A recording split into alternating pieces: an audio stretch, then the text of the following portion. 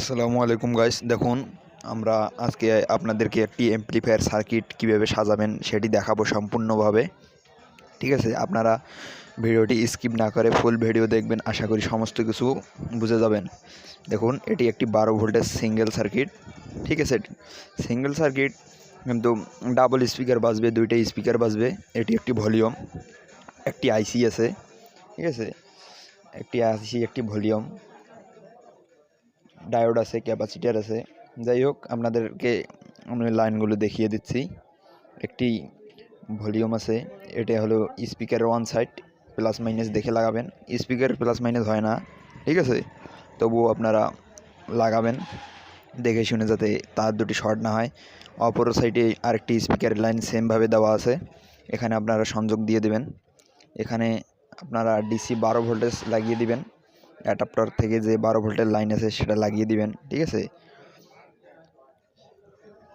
Adapter থেকে 12 ভোল্টের সোজা এখানে 3টি লাইন আছে, 3টি তার লাগিয়ে দেবেন এই অ্যাডাপ্টারের।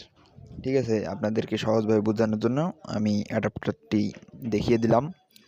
এটি সহজ লাগানো। আপনারা যে অপর পাশে 3টি তার থাকবে সেটি লাগিয়ে নেবেন।